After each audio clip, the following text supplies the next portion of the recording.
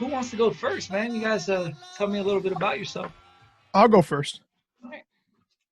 Do you do like an intro or something, or? When I'm done recording, I'll go back and do an intro where I'm like, hey, thank you for checking out the Evangelical Arminian YouTube. Whatever, I'll do that whole little thing. Right. But right now, we're going. As far as you're concerned, cool. We're already recording. Okay, all right, so I can start. Whatever you want. All right, so I'm Vin Arteezy, and a little bit about myself. I'm bivocational, so I serve as lead pastor of Wesley Chapel. We're a church plant in Shelton, Connecticut. We started back in 2017. We met in my living room for about a year and a half, and then we had our official launch service on Sunday, April 7th of 2019. So we've been launched for just a little over a year now. And we would have never thought that after 1 year, we would have been facing this whole pandemic, this global pandemic. But, we'll see what the Lord does with all this. So in addition to pastoring, I'm also a high school history teacher at a local high school. I'm married to Nicole, and we've been married for 9 years. Actually, this May we'll be married for 9 years. And I have an 18-month-old. His name is Vinny. His name is actually Vincent Wesley. So got the Wesley. Yeah, got the Wesley in there. I want to name his first name Wesley, but our church is called Wesley Chapel, and we thought it would be kind of weird if his name was Wesley and then he went to Wesley Chapel. So anyway, and I'm actually finishing up my last class at Wesley Seminary in Indiana. So so thankful for everything I've learned, but I'm excited to be wrapping that up. And I am an ordained pastor through the International Fellowship of Bible Churches, which is a Wesleyan Arminian denominations, relatively small denomination here in the U.S. and also all over the world. So that's a little bit about myself. I'm also a thorough theology nerd. I love theology, and I read theology devotionally, and just really into theology, particularly Wesleyan Arminian theology. Yeah, I was just saying before we got on that you two are this sounds so weird when you actually think about it. It's easier to say things without thinking about it most times for me. But you guys are the theological power couple of the podcast. Yep. Wesleyan Arminian space. So when you say that you guys were meeting in your house, was it just you and Ben at one point, or how many people were involved with that? We started with 8, so there was 4 couples. Our official first Sunday was July 9th of 2017, and we just met. We met in my living room for about a year and a half. So, goodness. And now, just wondering, like, are you guys on the fastest growing 100 churches list? Well, we're in New England, so nothing grows too fast in New England. We're in post-Christian America over here, but on a good Sunday, we might have like about 30 people. So awesome, cool. Yeah. Oh man. All right. What about you, Ben? Well, so my name is Ben. Ben Leahy. I serve with Vin at Wesley Chapel. I'm the associate pastor there. I'm also bivocational, so I am a pastor by night and weekend, and during the day, I also work in a school district. But I'm not a teacher. I actually am a food service director. I've been in the culinary industry for a little over 20 years, actually. So from my young career beginnings, I was a chef and ended up moving into management, and so now I run a school district food service world. So I have about 53 employees I'm responsible for every day.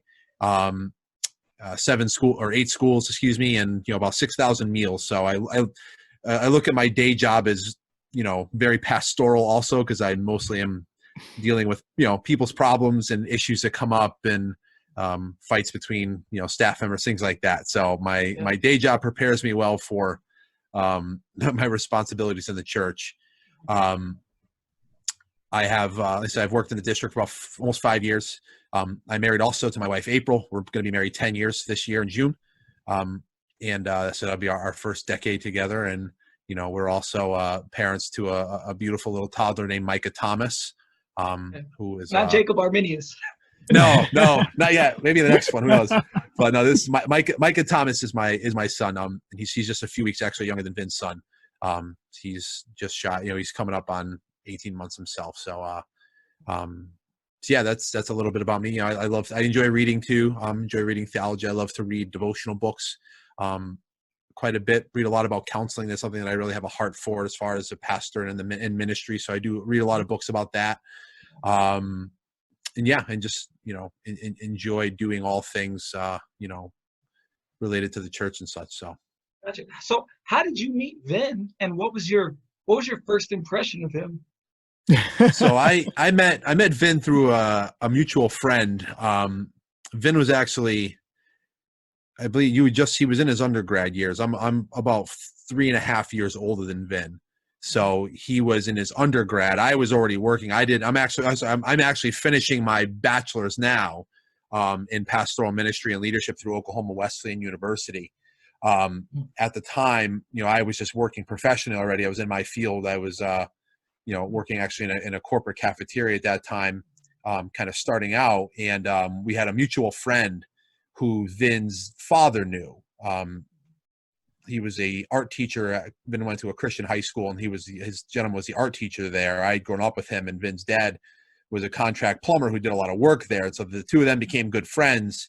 And there were some outdoor church services that were organized to be done at the school. And my friend invited me to come because he wanted me to, just to be a part of it. We were in ministry together at that time. And in doing that, he wanted to introduce me to Vin's father, who's also Vin. He introduced me to Big Vin, who introduced me to my Vin. And, it took, Vin and I have had a pretty unique life together. When we first met each other, it was a while back, so I don't remember whether we hit it off or not. I think we just kind of fell into step together a bit. I was like, when I first came around, I was more spending a lot of time talking to his dad because he was the first person I'd met. And, Vin kind of had his own group of friends at that time. And, his family kind of adopted me for a while because I didn't really have, I was just kind of on my own. And, as we started to go through just knowing each other, we started to really realize there were some really intense parallels about our life. I can remember, and I was going to a different church at the time, and eventually I left that church and came to the church where Vin was. But I remember one particular conversation on a Sunday afternoon walking around his neighborhood where we were just conversing about life and things we had experienced, and realized that, our life just carried uncanny parallel to just things we had experienced as far as calls to ministry and, kind of God's staying hand in some of that experiences we'd had, even in relationships with prospective wives at that time, things like that. Neither one of us got married at that time. We had a little ways to go still in growth before we were ready for that. But I think that's what kind of linked us together, is we just, have always felt a pretty strong sense of being bonded together by God. And just in the things we experienced. And since then, I mean, we've literally, we pastored together. We got married about 11 months apart. Yep. Him and his wife got pregnant with their first child. And then about 6 weeks later, my wife and I were pregnant with our first child.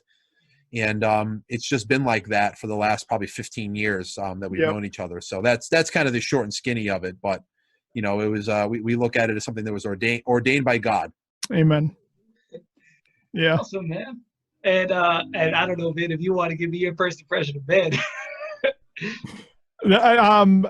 I thought, I mean, I'm trying to think. I think we first met. It might have been, it's probably 2006 or something, I think. Yeah. That sounds about right. And I thought Ben was cool. He had a shaved head at the time. That's right. Yeah. So I was a little, I think the first time I met him, I was intimidated. I was intimidated by him. He's a big guy. He had a shaved head. He's actually he was a football player in high school. So you know, and I'm not an athletic guy. I'm kind of a nerdy guy. So I think I would say I was intimidated by Ben the first time I met him. So it's hard for us skinny fat guys, man. The skinny fat guys, they got a hard place to fit. So Ben, what I mean, you were raised sort of in a Christian home? Oh yeah, I was. I was raised in a Christian home. Mostly in Baptist churches and evangelical free churches. Okay, gotcha. So when did you first begin to develop like a love for theology, or was that always a thing that kind of was part of your life? Yeah. So I mean, I guess I'll share my theological journey a little bit. I mean, God saved me my freshman year of high school in 2001. It was a month after 9/11. And my grandfather had just died, and it was in that time of spiritual searching that God saved me. I'd grown up, like I said, in Baptist churches, evangelical free churches, and I started sensing God's call on my life to pastoral ministry. I think my senior year of high school, about 2005, and at the time, I was influenced a lot by the two theological forces around that time were the emergent church. I don't know if you remember that. It was kind of like a flash in the pan kind of a thing. So, thankfully. Yeah, thankfully. So that was like, it was like Rob Bell, like, Brian McClare and all those guys. So like that was one stream. The other stream was obviously New Calvinism was just starting to get revved up in 2005. So, I was a part of like a college men's group. And as I sensed God's call in my life to ministry, I started developing a real interest in theology. And I mean, when I look for theological resources, I mean, what's out there? R.C. Sproul. R.C. Sproul, exactly. So I started listening to R.C. Sproul. I really started liking Mark Driscoll a lot because he was starting to come on the scene in 2005 at Mars Hill.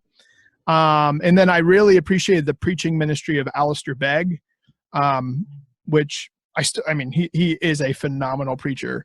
Alistair Begg, huge respect for him. But so basically between Driscoll and Alistair Begg and R.C. Sproul, I essentially adopted Calvinism.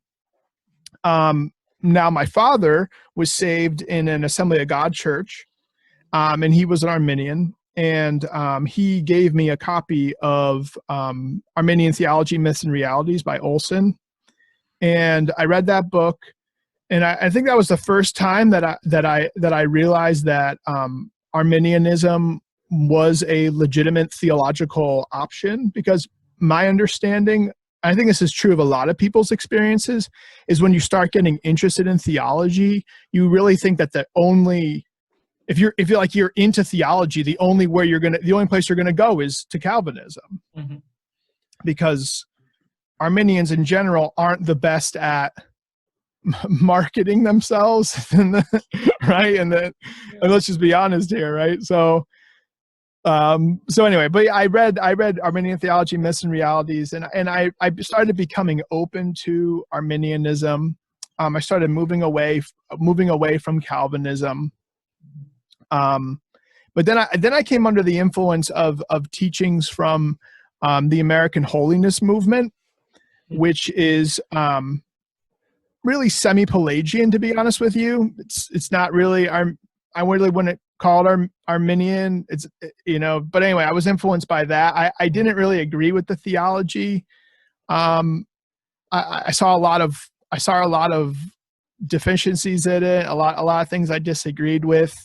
I knew that there were a lot of things wrong with it. So I started really considering returning back to Calvinism during that season. But then I read a book that talked about how basically it emphasized some of the things with the American Holiness Movement that were not right, and it talked about how it's important to get back to the theology of Wesley. So then it was at that point that I read a book by Kenneth J. Collins, The Scripture Way of Salvation. Oh, okay, gotcha. And when I read Collins's book, that's when I would say I became a Wesleyan. KJC. So I went from Calvinism to being open to Arminianism, to being influenced by the semi-Pelagian teachings of the American Holiness movement, and then to Orthodox Wesleyan Arminianism after reading Collins. So that's kind of my journey. Yeah, and since you're free, you can always go back. I mean, you're never stuck in a position. What about you, man? What about you, man? How's your what got you into theology? Well, I was kind of raised on the opposite spectrum of Vin. I grew up in, a charismatic kind of non-denominational church. But, I grew up essentially, I grew up in an atmosphere there wasn't theology there. It was your classic, words of knowledge, things like that.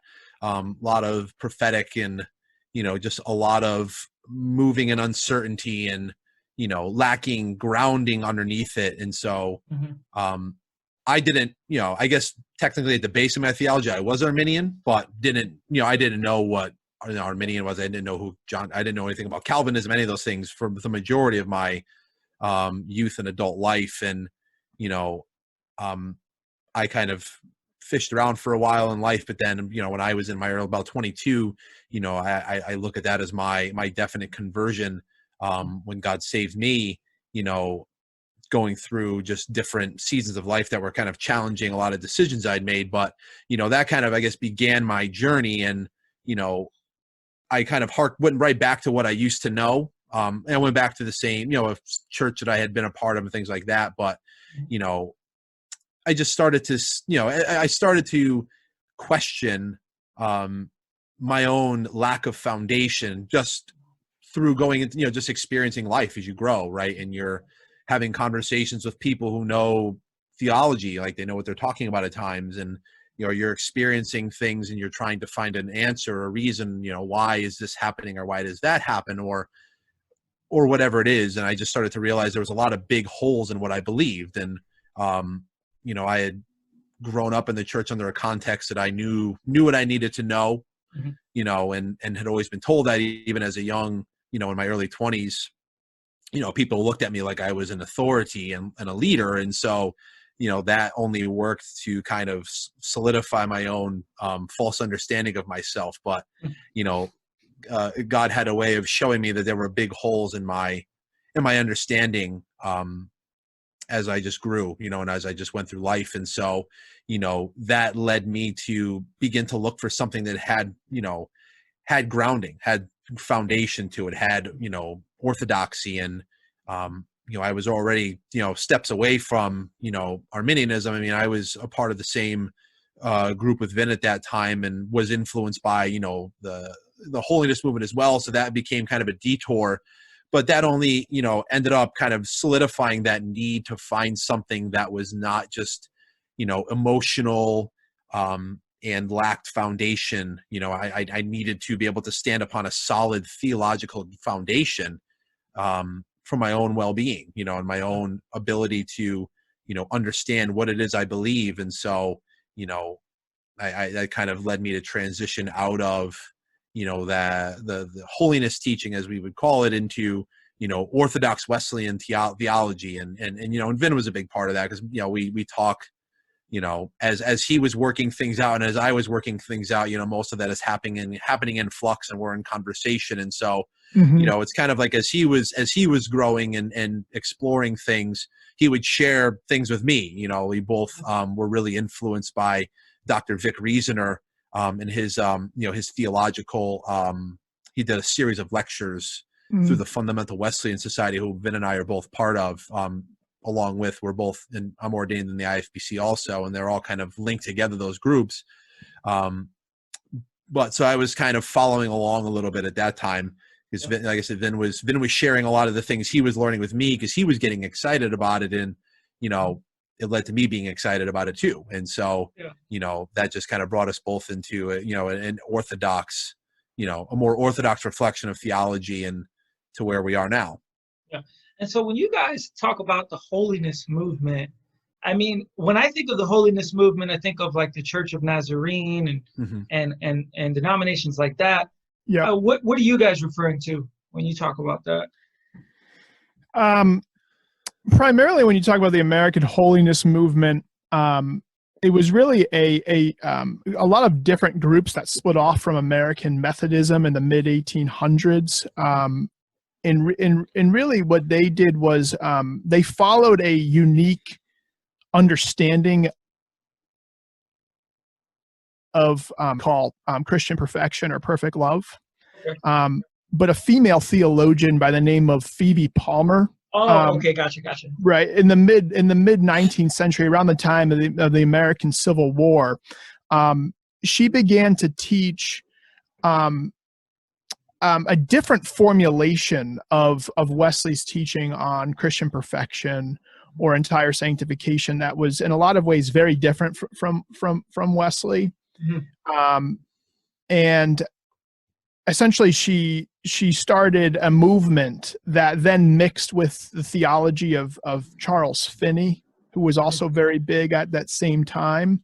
And kind of the mixture between Phoebe Palmer's teaching on entire sanctification and Charles Finney's theology led to this movement in American history known as the American Holiness Movement. And I mean, really, I guess like one way that I would really say how it's different from the teachings of Wesley and classic Methodist theology is that it emphasized the second work of grace in a way that was different than Wesley. It was more it was mixed with like American revivalism. Mm-hmm.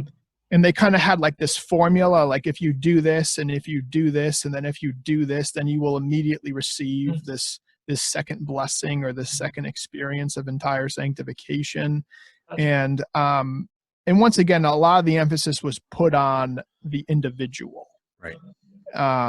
And whereas as Wesley was much more focused on the grace and the grace of God doing a work in you, and Wesley's teaching on Christian perfection was much more in a lot of ways much more progressive. He emphasized the progressive nature of sanctification, whereas the American Holiness Movement it was essentially like instantaneous or nothing at all.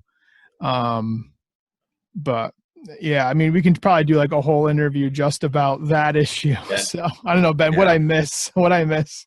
No, that I think that kind of sums it up. I mean, and then, what that kind of mindset led to was just a lot of external legalism. Yeah. Which was another, characteristic point of a lot of those groups, a lot of rigid living and a lot of rules and a lot of law and just a lot of bondage for people.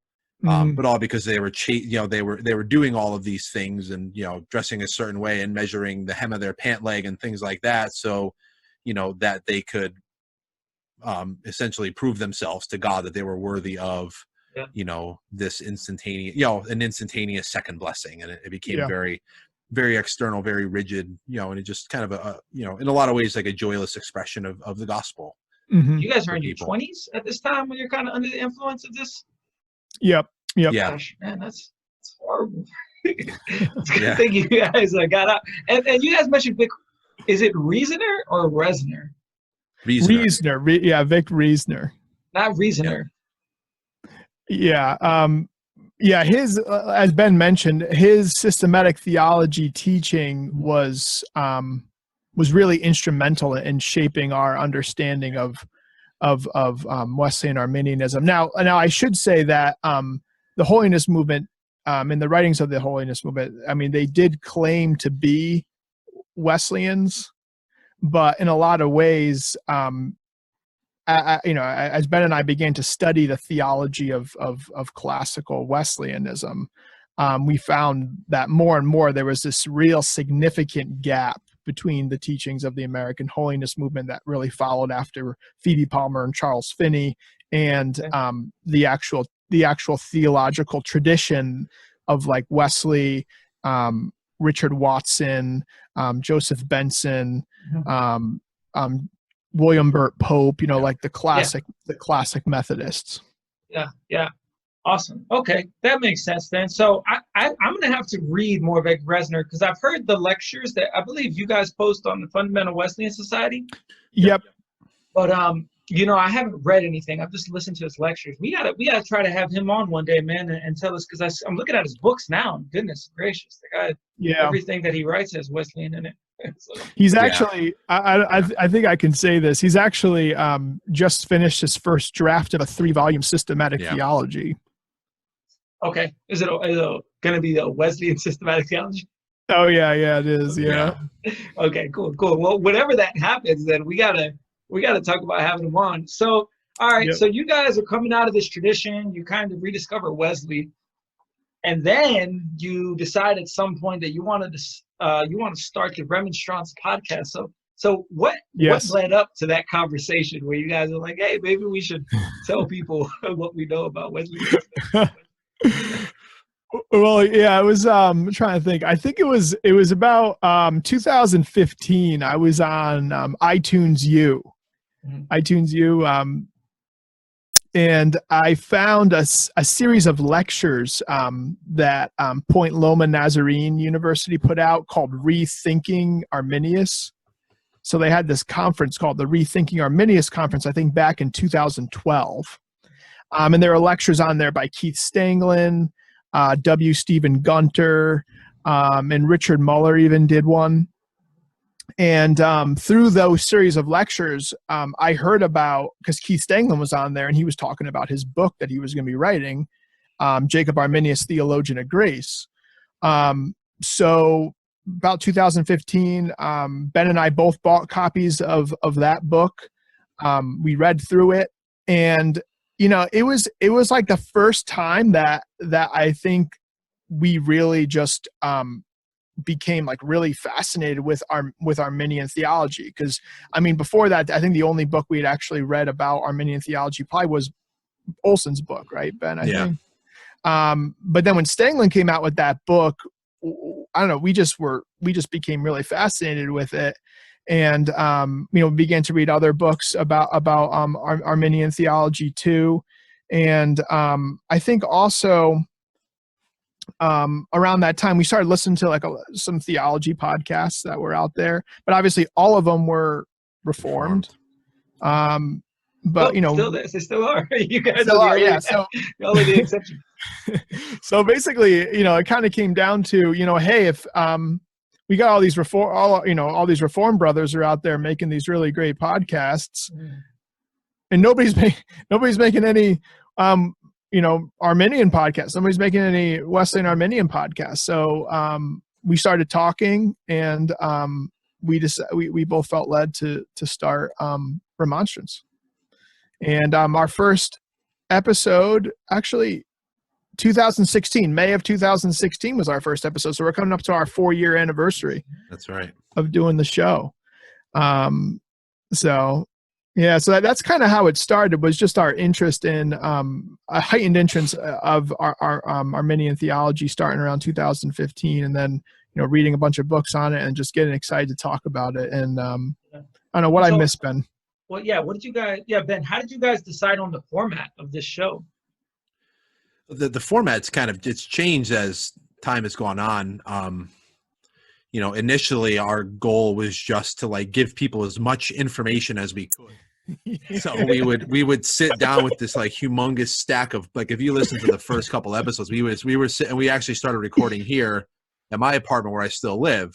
We would sit in I had a little office in the back, and we would sit in there with this huge stack of books on this old rickety card table, and just read pages and pages of theology, and interject a little bit, but and that was the initial format was just, let's just give people all the information we possibly can. And then as it's gone on, we've become a lot more conversational, over the years. But the initial format, the initial idea was just to give people as much information as we can, and to dispel what we saw to be falsehoods and myths about Arminian theology, and just to establish in people's minds that this is a legitimate theological position to hold. It has historical relevance. It's orthodox. It's beautiful. It glorifies God. It makes salvation glorious. It's legitimate. And that was really just the the goal, and it's remained that for 4 years, and to do it all without, being polemical and picking fights with people. Yeah. When I first listened, oh, sorry. Go ahead. Yeah, I was gonna say, when I first listened to you guys, I was thinking, man, I hope that they're not sitting there with a stack of papers. I thought, maybe what they did is they uploaded all of these books on Logos, and they can just click the reference, and then they find what all of these books have to say. But you guys did the hard work. We're old school. We sat with books that were notated and underlined and read information. Yep. Yeah, it's great that it's more conversational than what you just explained. I think I've listened to YouTube videos of you guys reading Wesley sermons. Oh, yeah. Yeah. Oh, I'm trying to think. I want to say there's sermons on YouTube of you, Vin, or you, Ben, or you guys reading like Free Grace and others, Christian Perfectionism. Oh, you know what? I think I used to, in the beginning, I used to do mini-sodes, which was just reading through portions of sermons. I was reading through portions of Wesley's sermons, and I was also reading through disputations by Arminius. Oh my gosh. Yeah, because that's really what it was. Is we just went with what we knew to do at the time, but we just wanted to, like Ben was saying, we just wanted to get the information out there. Yeah. And like he was saying, our vision for Remonstrance was never to be polemical. It's not like we wanted to just be debating Calvinism.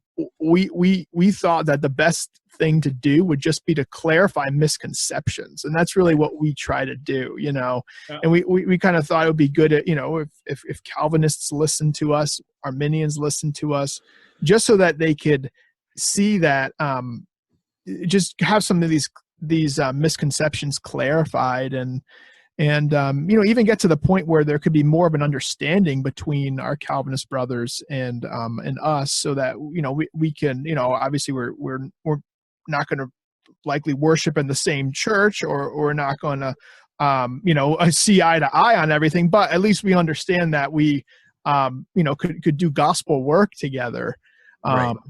Because both Ben and I have a lot of close friends that are Calvinists, and once in a while we'll have conversations with them about our theology and our differences. But those conversations always are encouraging, because it's kind of like we try to find common ground, and talk about differences, but not so much. We're not really into combativeness or really debates.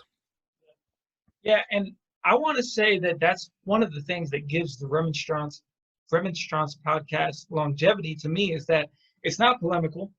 Mm-hmm. So there are YouTube and podcasts on both sides, where once you've heard the 3 or 4 arguments that those people have worked out for themselves, you've heard everything they've had to say. Because it's only so useful when all of your theology is done dialectically in response to somebody else's bad theology. Yeah. But you guys consistently put out useful information. And so for those who are interested in learning, and actually using what they're learning, then it's a good place to go. So, man, I think that decision is so smart on your guys' end to not engage in that. And I know you guys hear the stuff that's said, and I'm definitely going to probably bring up some things in a little bit that they seem a little polemical, but that's just because it's Calvinism. Why not? But anyways, So what I'm saying is, though, I think that is very smart, because it doesn't turn anybody off, and it's something that everyone can go to and glean from. And so I want to ask you guys this: before you became Wesleyans or Arminians, what was your biggest holdup? Like, what made you say, I don't know if that's the direction I want to go?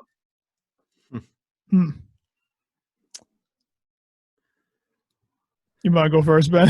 Ben was like, I'm all in, man. I was all in as soon as I left Calvinism. For me, there wasn't really a holdup. I just kind of I felt I had like a slow transition where I was I was challenged to give up some beliefs that I held on to, that I identified myself as a Christian through. and I guess in a lot of ways was letting go of the lesser for the greater. And a lot of it for me was just very deeply personal. I was having to admit that I was wrong on some of the conclusions I'd come to theologically, and needed to grasp onto something. So I guess for myself, then there wasn't necessarily holdups. There was just a slow transition. What I'd grown up believing was a few steps away from that. I grew up in a like in classic Pentecostal environment, and so they believe in free will. We believe in justification by faith. Like there was, and so there was, we believe in total depravity. Like all those things existed for me in a way. I just didn't know what the terminology was for them.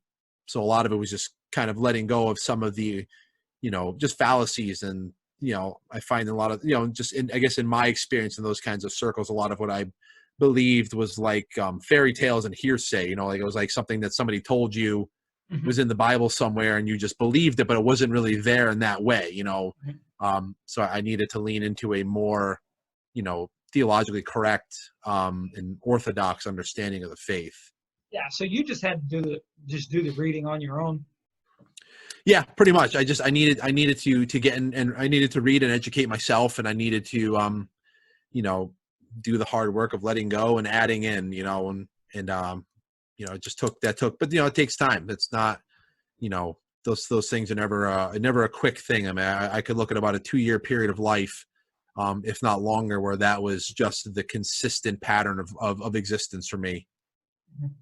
Yeah. And now it's like a 3-month or like a 3-hour car ride where you could just listen to the Remonstrance Podcast and,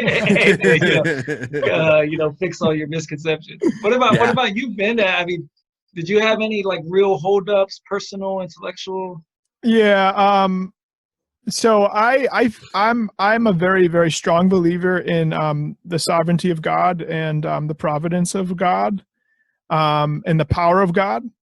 So I think for me, coming out of Calvinism, if there was something that bothered me about Arminian theology, it was the thought that God's power would somehow be reduced. Yeah, or minimized. Because I was so consciously aware that of the power of God in salvation, and because I was influenced by the writings of, because I knew that from my own testimony, about the sovereignty of God and the salvation of sinners. So when I was reading through, for example, the writings from the American Holiness Movement, and they were continually putting emphasis on the individual, do this, do that, do this, and then you're going to, receive this second experience or whatever. I don't know, those kind of things, it would bother me. So I think that's really where my hang up was. And that's why for me, reading about Wesley's theology is what solved that intellectual dilemma for me, because I saw that Wesley believed in the power of grace just as strongly as the Reformed tradition, and that Wesley believed in the sovereignty of providence of God just as strong as the Reformed tradition, but obviously with different nuances that kept him from some of the conclusions that Calvinists came to. And to me, reading Wesley made it all click. Yeah. It was kind of like the things I disagreed with Calvinism about, and the things I disagreed with the teachings, like the semi-Pelagian teachings of the American Holiness Movement, all that. Then I found Wesley, and it was kind of like, you're the one I've been looking for all this time. Like your theology is what I was looking for all this time, because, you're holding all this stuff together. I don't really know how you are, but you're holding it all together in tension. And I was like, this is it. This is, and from that, I was hooked after that. Yeah, that's so interesting that you guys say that about Wesley, because when I think of Wesley, one of the things that made me love Wesley wasn't so much his, actually, if I had to trace it back somewhere, I would trace it back to John Piper, because I remember when, I said I was a Calvinist, I had more predestinarian leanings, when it came to Romans 9, Ephesians 1, texts like that. Mm-hmm. I remember him in a episode saying something along the lines of, when you go into ministry, you have to find a preacher, a dead preacher, who you can look at as like a model for your ministry.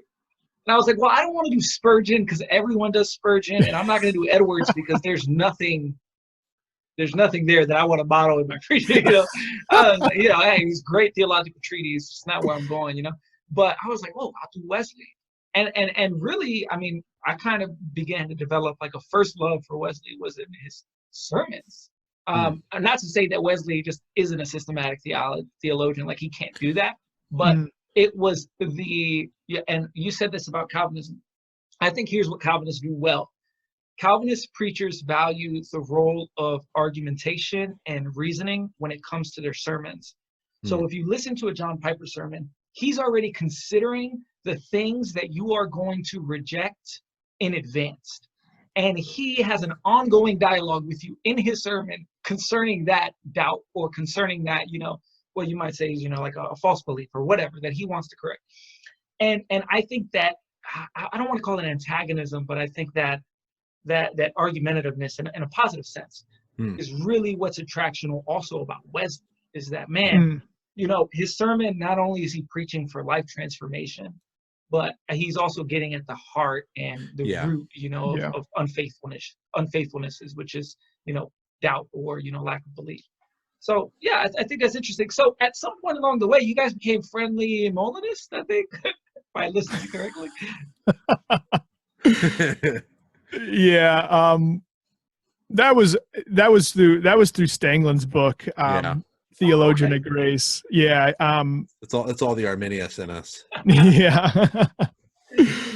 Yeah. So, I mean, I guess to the extent that Arminius utilized middle knowledge in his theology, I think that also reconciled. I mean, I know for me, and that reconciled some questions I had about providence and sovereignty, and I was first introduced to the concept of middle knowledge through Keith Stanglin and Tom McCall's book, Jacob Arminius, Theology of Grace, and then I actually read Richard Muller's book. I forget the title.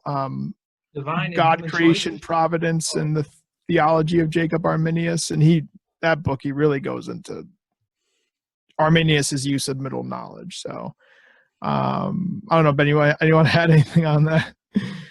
No, it's similar. It answers questions that we need to answer as Wesleyan Arminians.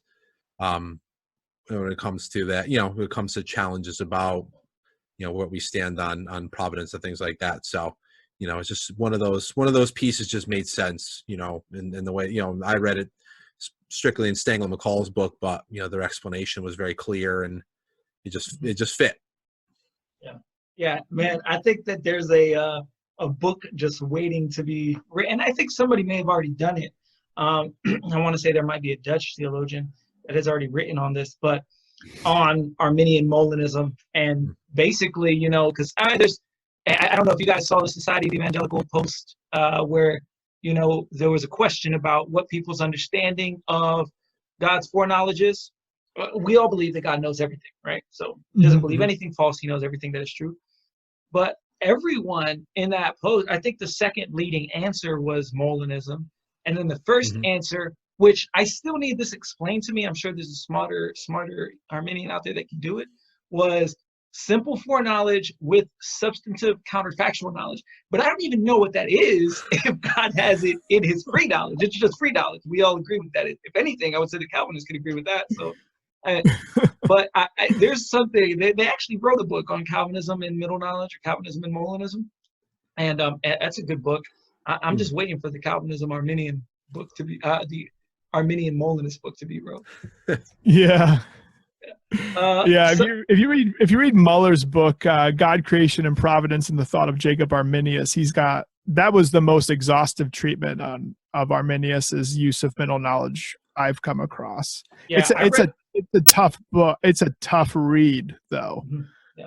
Yeah, I read McGregor's treatment in his biography of Molina, and he basically, I don't want to misrepresent him, I want to say that he argues that Arminius believed that God had post-creative decree, middle knowledge, which that might be what some of the people from the society were arguing for. And so God has considered his decrees before he created, and then he also took into account some counterfactual knowledge. But from what I understood after talking with Richard Clark, who's researched the issue in our last interview, that was actually based on a bad translation of Arminius. And so there's probably going to be something wrote about that soon. Anyway. Yeah, interesting.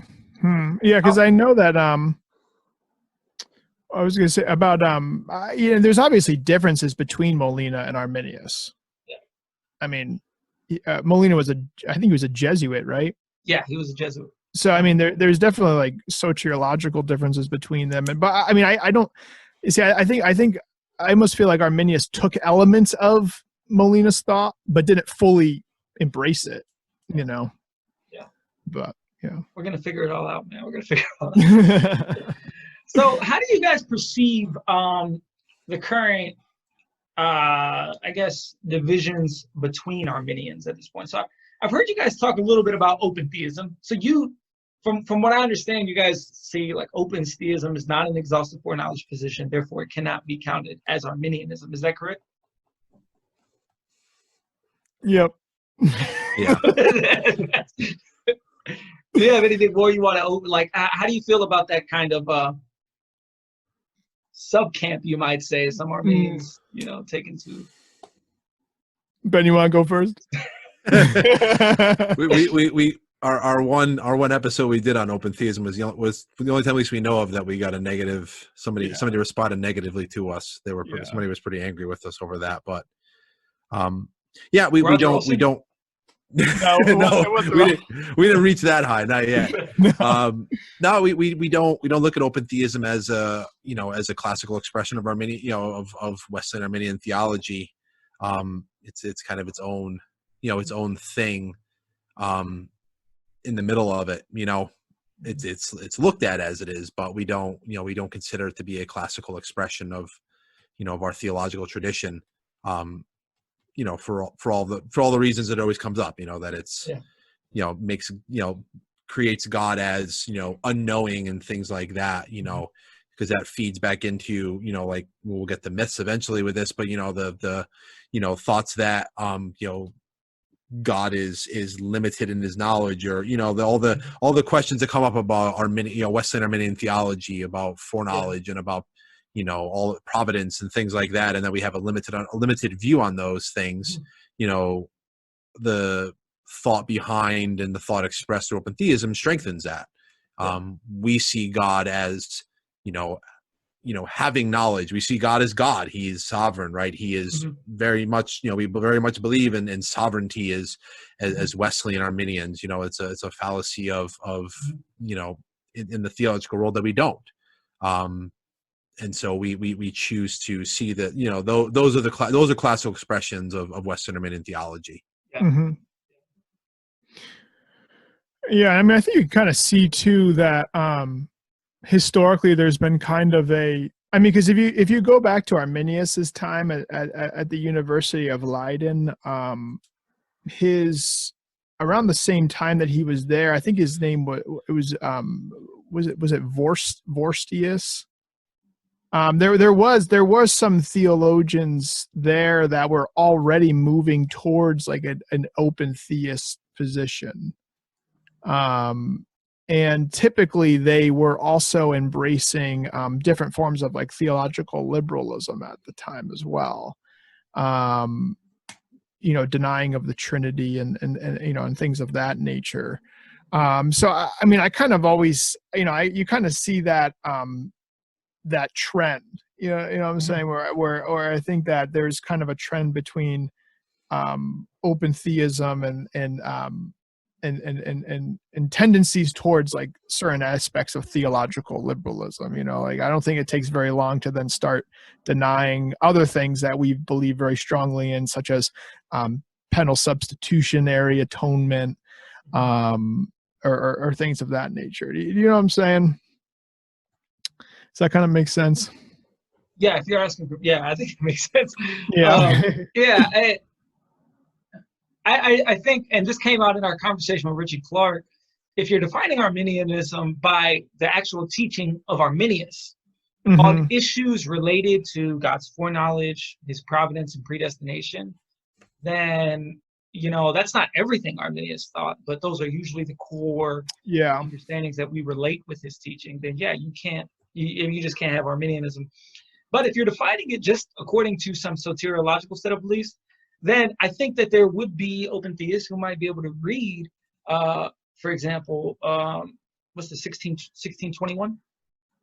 Yeah. So the 1621 beliefs of the Remonstrance, and say, well, yeah, we agree with everything that was said, but that's strictly dealing with one aspect of what was like. That's like, I mean, it's almost, I mean, there's so many different directions you can go, but it's almost like, well, you can get a lot of people who agree with those things who can't be Arminians, just agree with those few points.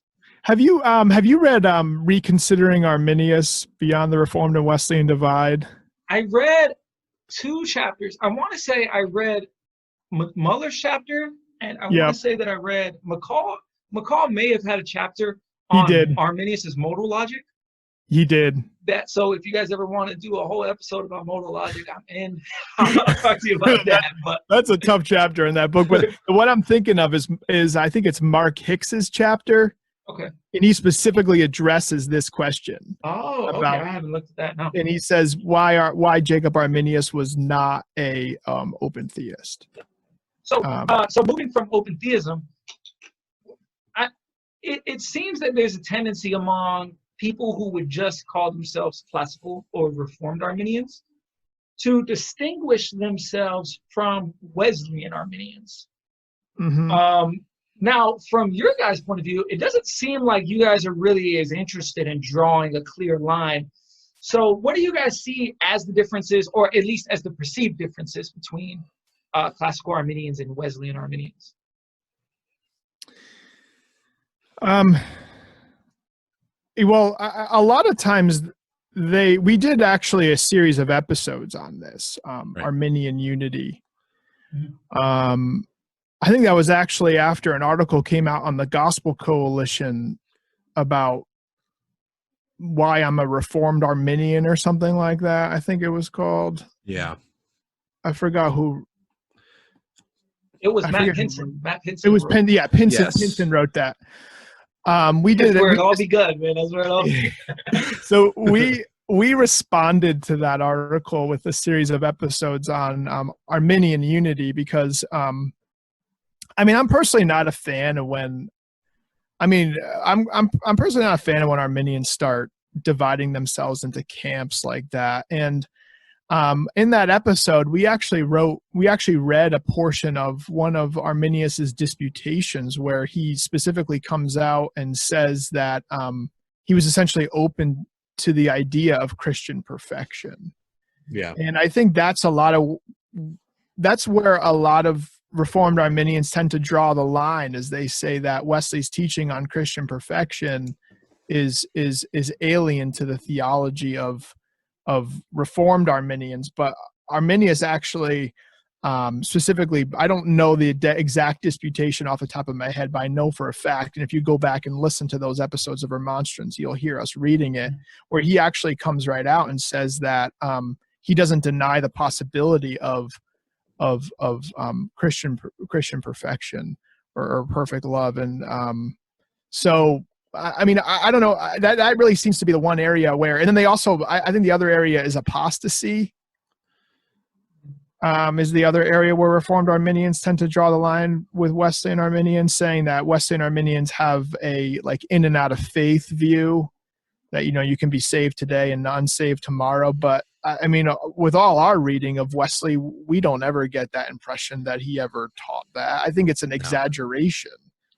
Right. Well, and a lot of that stuff comes from other people within, people that would call themselves Wesleyan over the years that, misrepresented his viewpoints anyways, that like that whole in and out thing. I mean, if you go back to the mid 1800s there, if you go find Charles Finney, then you can find that Mhm. a supposed Wesleyan expression of being in and out, in and out, in and out, saved, unsaved, but a lot of people just reacting to historical positions that have been taken that weren't Wesley's or Arminius's, Yeah.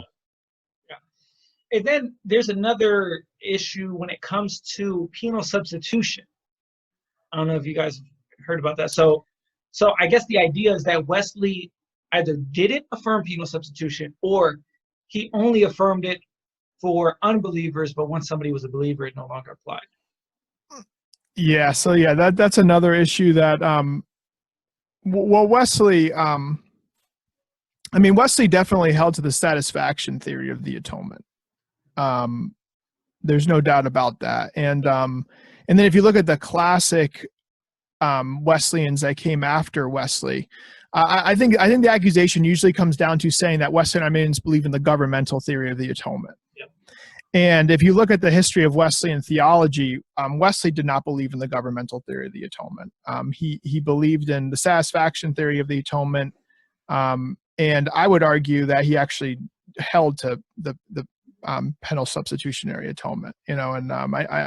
And even Kenneth J. Collins agrees with that too in his book, The Theology of John Wesley. So Wesley believed in definitely satisfaction theory, more likely, in my opinion anyway, penal substitution. Richard Watson also held to penal substitutionary atonement, or at least the satisfaction theory, and so did William Burt Pope. It was actually not until John Miley, who was a late 1800s theologian. It was only when Miley came on the scene that he, in the late 1800s, 100 years after the death of Wesley, comes out with an affirmation of governmental theory of the atonement. But the first century of Methodist theology was not governmental. Mm-hmm. Yeah. All right, so I want to ask you guys this: what do you think are some? So we talked about a little bit about little things that divide different Arminianisms, and I know that's not you guys. That's not the direction you guys naturally go. But I just wanted to ask your perspective on some of those issues. And I'll drop a link to the videos or the podcast you guys are referencing. Now, what do you guys consider to be the strengths of a Wesleyan Arminian, theology? Well, you want to go ahead, Vin? No, you go first. Okay. I definitely think universal atonement has to be a strength of what we believe, that the gospel's for all.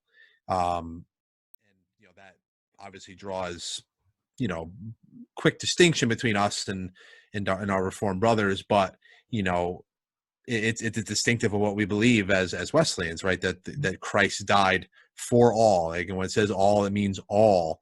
And, because that reality is a driver behind, evangelism. I mean, it's a driver behind your eschatology a lot of the times. It's what, why we do what we do as Christians. I mean, we have our theologies and we study and we do those things, but ultimately, our calling is to fulfill the Great Commission, beyond our theological divides and things. That's what we're all, banded together to do. And our unique viewpoint in that commission is that is for everybody. Every person I meet has the, can potentially come to faith in Christ, right? Like, that is their offer, the same as it was mine. And that just, that reality in and of itself changes how you look at humanity, and it changes how you look at people every day. And I've personally, again, theology, had never known anything different than that, and have always found that to be just something I need. I need that in my theology. I need to be able to look at, people that I meet every day that are difficult and hard to deal with, and be able to see, that Christ died for them too. And that he died for them because they were a sinner the same as I was. And so that, is enough for me to lay down my qualms and my scruples and to love them the way that Christ has loved them by giving his life for them. So, I think that's a unique, it's unique to us as Wesleyans, and it's but it's a unique reality. We really need that, especially in our world today. We need that. Yeah. I would just want to say, man, even for Calvinists, it seems that coming to the L in the tulip is almost like, just you got to bite the bullet. Yeah. And there are Calvinists who don't come to that conclusion. I think think of like someone like Miller Erickson who say, this is just not taught in Scripture. And so even though it might seem like a logical deduction or a theological deduction, it's not something they're going to draw because it contradicts, some clear teaching in Scripture. And so Wesley's emphasis on the universal saving love of God is definitely, it's not just a theological one, it's an existential one for the Wesleyans, And I think that's awesome. What about you, Ben? What do you think is the strength of a Wesleyan Arminian theology? The concept of the optimism of grace is what I would say, and seeing the possibilities of grace. And you can see that all through Wesley's theology, an optimism of grace, what the power of grace could do. It extends, as Ben was just saying, to universal atonement, that God's grace is not limited to an elect few, but that, God is drawing all through his prevenient grace to himself. And but then, it extends beyond that because then it extends to the Christian life. And that's where you have this optimism of grace in sanctification. As Wesleyans, believing, obviously this doctrine has to be very carefully explained, but, a belief in Christian perfection, or at least or what Odin says in classic Christianity, he calls it an unreserved responsiveness to God's grace.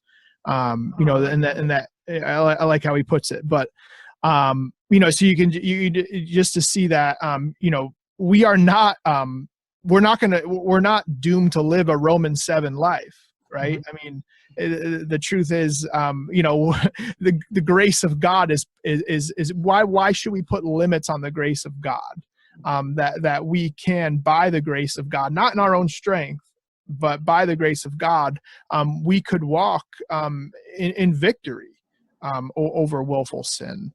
We can be, as Paul says in Romans 5:5, we could have the love of God shed abroad in our hearts, to love the Lord our God with all our heart, soul, mind, and strength, and our neighbor as ourselves. So just seeing the possibilities of grace and what grace could do in the life of the Christian. So in for example, in pastoral ministry, or even just talking to a brother or sister in Christ about their struggle with sin, being able to actually look them in the eye and tell them that God is able to deliver them from this and give them victory in this area.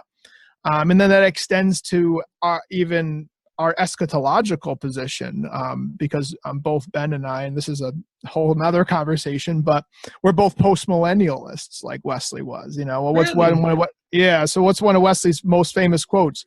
Give me 100 men that hate nothing but sin and love nothing but God, and we'll shake this generation for Christ and, usher in the kingdom of God, essentially. So it's like this, it's this optimism of grace in terms of what God's grace could do for the world, Yeah. So that's really, I believe that's the greatest strength of the Wesleyan tradition is optimism of grace. If I knew you guys were post-millennial, I would have said, let's just do a whole conversation about How about we do another one? We can do another one. No lie. When I asked you, Ben, when I asked both of you, I was thinking, man, they're going to say Thomas Odin is the greatest strength of being. I bring that up just because, he was the first systematic theologian that I had really dug into who wasn't a Calvinist. And when I got introduced to Paleo-Orthodoxy, I wasn't even thinking about the whole Wesleyan, Calvinist, Arminian, whatever divide. And so I'm buying into Paleo-Orthodoxy before I find out that, wait, hold on, this guy thinks Wesley was Paleo-Orthodox. This is just Wesleyanism. But it was good. It was a good book and it was good research. And I was like, man, there are so many it was about the capital C Catholic faith, or lowercase c Catholic faith, that I was just thinking, well, this is the stuff that has bonded us together. And I think journeying through Odin, I was like, I need to broaden my theological appetite, and I need to begin to delve into, the William Barrett Popes, the Richard Watsons, and begin, at least finding common ground with people I assumed I would disagree with. So, so this is going to bring us to another question that I want to ask you guys. So, what are some books you need to read in order to understand or appreciate Wesleyanism or Arminianism, whatever you prefer? Ben, you go first. Yeah, we've got a long list here. Here we go. But anything by Thomas Odin, Number one. Classic Christianity, Transforming Power of Grace. We love Odin. Yeah. So much. Transforming Power of Grace. Actually, we talk about that book once in a while. We do a lot more from Classic Christianity, but his 4-volume set on Wesley is essential. Oh yeah. And you said it before, Nicholas, like Wesley, Wesley wasn't a systematic theologian. He didn't claim to be. He was a traveling preacher. He was an evangelist and an organizer and a pastor, to the day he died. But so you have to scour his sermons to find out where he stands on things. And that 4-volume set that Odin did is priceless, absolutely priceless. I mean, if you're even just trying to build a library, that would point you in the direction of and you're a West, it's essential. It's an essential essential set. No matter who you are. No matter who you are, just get it. I've buy it for your grandmother. Yeah, I bought it for I've bought it for people that don't even that could care less about Wesleyan theology. And like, you just need this anyways. If you got a question about something, it's right here. It's all pulled together. You don't have to search through. Doing your taxes, man. You got it. Otherwise you got to scroll through 42 sermons in 0.5 font. That's not fun. But yeah, anything by Odin.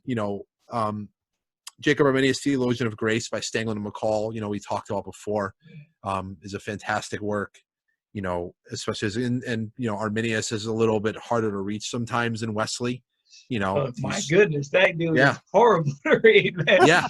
Read his disputations and stuff, it's you got to be a special kind of brain to get through some of that stuff. And so, Stanglin and McCall pulled together a really great, that was a help, I haven't read a lot of Arminius's disputations cover to cover myself. I'm a different brain. I'm a different brain than Vin. That's why we mix well together on the podcast. But Stanglin and McCall's book was super helpful for me in just understanding, the basics and the nuances of what Arminius believed theologically. So anything by Odin, that 4-volume set is king. Stanglin McCall's book is beautiful, and then Arminian Theology, Myths and Reality by Olson. That's where we both started there. And it's an excellent book. It's well written. It's well done. Yeah. At one point, I heard you guys say on the podcast. I don't know if this was a long time ago, if this was recently, but it felt recent. You guys were going through a topic, and you're like, oh well, whenever there's a disagreement about Wesley in the secondary literature, we go to the tiebreaker. And I was thinking, oh, they're gonna go to Wesley, and then you're like, we go to Thomas Odin. I was like, oh, that's perfect, man. That's what I do. I was like, oh, I'm learning something while listening. What about you, Ben? What is something you gotta read to understand Wesleyanism? Yeah, so I would say that a good introduction to Wesley for your Calvinist friends would be Wesley on the Christian Life by Fred Sanders. It's published by Crossway, so. Watch out. That word might be a little common. So, Fred Sanders' book, that's a really good introduction to Wesley. As I said, particularly if you are, maybe coming out of Calvinism or for a Calvinist, or even if you're just already a Wesleyan Arminian, it's just a really good book. Really well written. I really like Fred Sanders a lot. I think another really good book is I should say these two, you should kind of read them together, would be Responsible Grace by Randy Maddox, and The Theology of John Wesley by Kenneth J. Collins. Now, they definitely don't see eye to eye on a lot of things, but it's kind of interesting to get both of their perspectives, and kind of consider those two books together. So I think those are three really good books to really start learning about Wesleyan theology from. And like Ben said, you can't do better than Odin's 4-volume John Wesley's teaching. It's a gem. It's a gift. It is. It really is. And he did such a great job on that. So yeah, I mean, I think those would probably be my. Oh yeah, one other one I would recommend too would be W. Stephen Gunter wrote Arminius and his Declaration of Sentiments, which the classic 3-volume edition of Arminius's works. Those are translated from the Latin into English. But what Gunter does in Arminius and his Declaration of Sentiments is he actually translates from the Dutch into English. And Arminius's Declaration of Sentiments is probably like the most like succinct, clear presentation of Arminius's theology, at least in terms of his views on supralapsarianism and infralapsarianism, and his own understanding of the order decorum or the decrees of God. So I would recommend that, and also Gunter's historical introduction in the chapter at the end is also just worth the price of the book itself. So I would say if you're going to read Arminius and his Declaration of Sentiments by W. Stephen Gunter. That's a great introduction to Arminius. So I think those would probably be my. I've mentioned before reconsidering Arminius Beyond the Reformed and Wesleyan Divide. That's great. Really good essays in there as well. So yeah, I think the only book that I've read about Wesley, because Wesley's more accessible than Arminius. I wouldn't recommend anybody reading Arminius unless they don't want to be an Arminian. Go read Theology of Grace, because man, it's a tough read. The essential readings is on Kindle. I think it's cheap, but man, it's hard to get through. But the only book that I read about Wesley was Fred Sanders' book, and man, that book is powerful. Because you get the ministry, you get the man, his personal makeup, and then you also get his philosophy and his theology, and then he wraps it up together at the end with a chapter on the Trinity, I think. And it really ties it all good. He's such a great writer, man. I can't wait till Fred Sanders comes on here, and I can't wait till he talks about and he writes a book on Wesleyanism. Oh, also we're having Keith Stanglin next. Oh, you are? Yeah, we're having Keith Stanglin. So if you guys have any good questions to run by him, man, just let me know. Awesome. So, yeah, we got to get him on Remonstrance too sometime. Yeah, dude, that'd be awesome, man. That'd be awesome. So you guys do this all the time on your podcast, but just briefly tell me, like, what do you think are some common myths about Wesleyanism? It's going to go ahead, Vin. You want me to go first? All right. Swing first, and then I'll play cleanup. I would say I think a myth is that Wesleyanism is very different than Calvinism. Wesley, the famous line, right, that he wrote to John Newton and in other places is that his theology is within a hair's breadth of Calvinism. And I think he also mentions that same thing in The Lord Our Righteousness, or at least something similar. So, there's even one quote where he's actually having a conference with his preachers, and he actually comes out and says, he calls it he literally comes out and says that it is a sin to run away from Calvinism as fast as you can. So basically he's saying that, don't run so fast away from Calvinism that you run off a cliff, kind of a thing.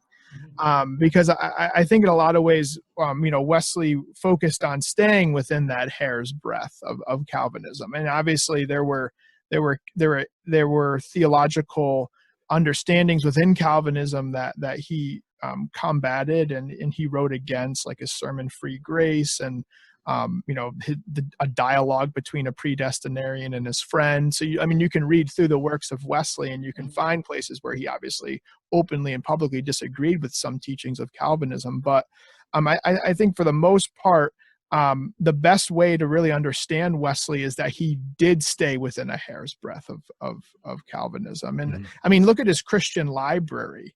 Hundreds and hundreds of different books, and the majority of them are all Puritans. Right.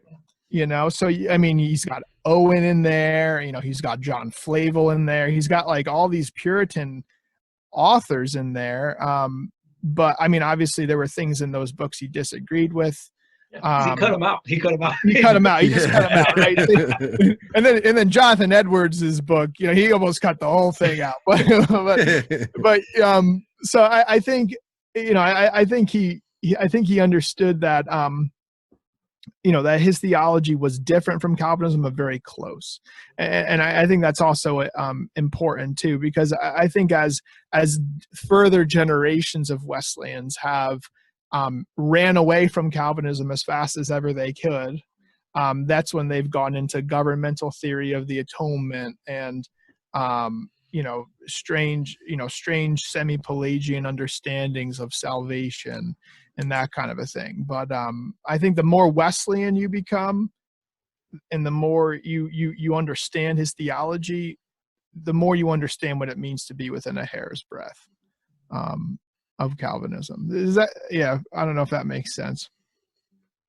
No, I think it does.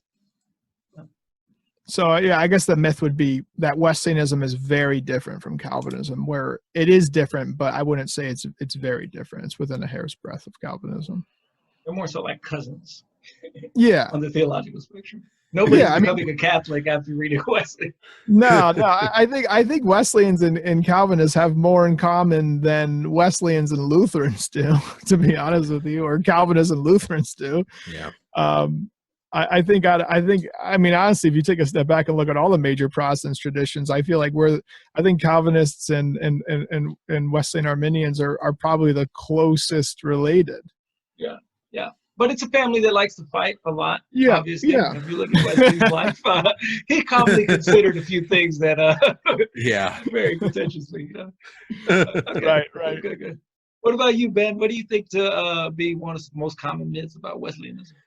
I would throw two quick out there. First is surrounding inerrancy. We did an episode on this not too long ago as well. That's just commonly felt that like Wesleyans don't believe in inerrancy and that we hold the Word of God pretty loosely. And in the day that we live, where so much biblical truth is continuously attacked from all sides, and even at times from within our own camp. Theologically, it's important to kind of reset ourselves and realize that historically, Wesleyans hold a very strong view of the inerrancy of the Word of God, and we hold it just as high as, our Reformed brothers do. Our friend, Miss Dr. Reasoner, wrote a really great, just like a short treatise on inerrancy. We used it actually as a source material for the episode that we did on that topic. And it's a really great little book. Actually, I think if you go through the FWS website, you can order them for free. Mm-hmm. He sends them out like birthday cards to people because it's an important topic to get into. But to realize that's part of our tradition. We're not from this world that questions everything. Even though that sometimes is what it looks like, but we're from a world, a theological world that holds a very, deep and rich view of the Word of God. And then the other one, is one that I remember discussing with a friend of mine, a close friend who was a Reformed Baptist actually, and I remember sitting on the lunch with him one time and talking about whether or not Wesleyans believe that man initiates salvation, because that was something he was like calling me out on. We used to have some pretty heated, I want to say heated, we had lively discussions, over the years together in regards to some of these things, but like he had never heard of prevenient grace before. He didn't know that was, a thing for us, like that Wesley had, talked about this frequently.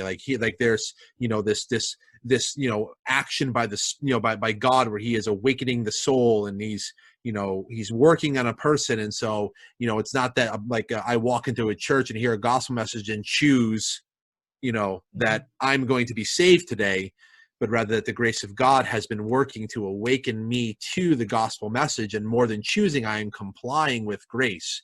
I'm becoming like a co-conspirator with God in that. I'm complying with the grace of God, and it's more like, laying down in a river and flowing along with it, as opposed to fording the waves on your own and pushing your way to the front. So I think those are both important myths to for us to be able to clear up with people. And especially that, we don't initiate salvation, because they level that constantly when it comes to, the free will, like we discuss it frequently on the podcast as a freed will, but not a free will to do whatever it wants. Yeah. And man, I think the topic of prevenient grace, and this isn't good, but it's almost seems like it's been a losing issue for Wesleyans and Arminians, because prevenient grace has been, it's become this thing that's Wesley, and you almost dismiss the fact that everyone believes in prevenient grace. No one ever denied that grace was prevenient. Right. But I think so much of, at least American Christianity, has been influenced by particular forms of Calvinism, that prevenient grace has almost become something completely different than just the Holy Spirit, continually working. And I think that's how William Brett Pope puts it. The continuing grace, or, the continual work of the Holy Spirit. It happens from the day you were born and you see God's creation, to glorification, but it's continually working on its outcome. And I remember the first time I heard about it was through a John Piper Q&A on something about the divides between Arminian and Calvinism. And I remember he said something about Roger Olson, this is before I even knew who Olson was, on partial regeneration and splitting regeneration. And I was like, oh no, you don't want to do that. I gotta go tell Dr. Olson to not split regeneration like that. But I think once you move past that understanding, and I know some classical Arminians do have that understanding, but once you move past that, you realize, well, man, this is just the operation of the Spirit. Right. Calvinists believe in the operation of the Spirit also. They just think it's irresistible.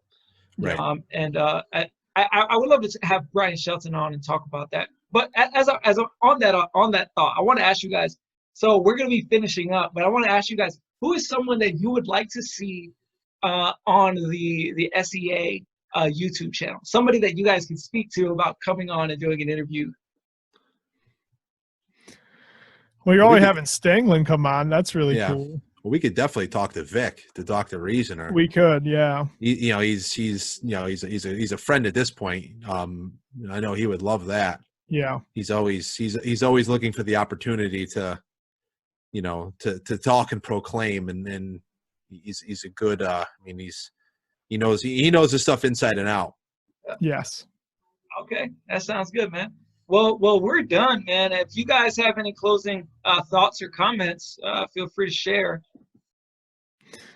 I'll just say, if anyone's not familiar with the podcast, Remonstrance Podcast is on Apple Podcasts. We're also on Stitcher, and our website is remonstrancepodcast.com. So check us out.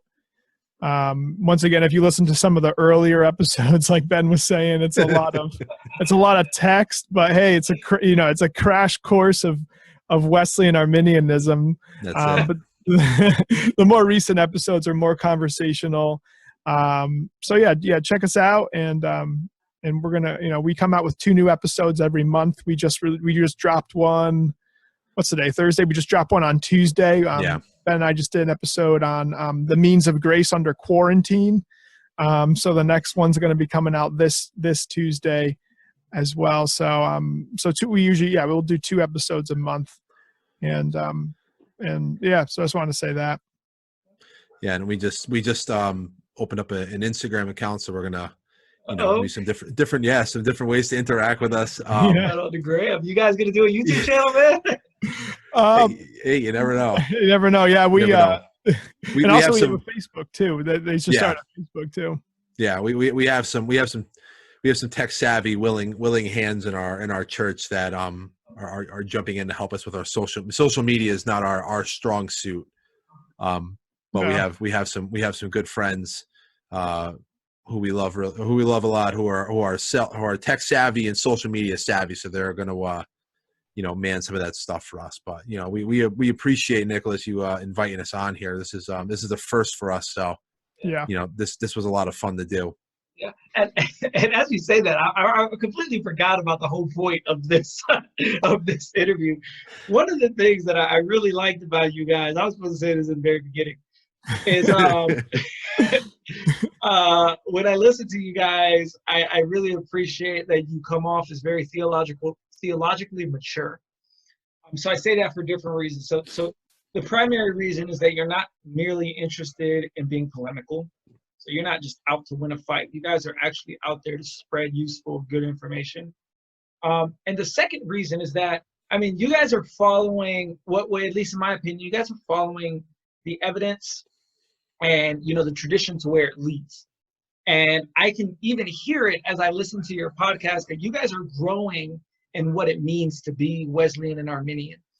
And I think one of the things that makes it easy to be, a Calvinist, for example, is that you know exactly where to go.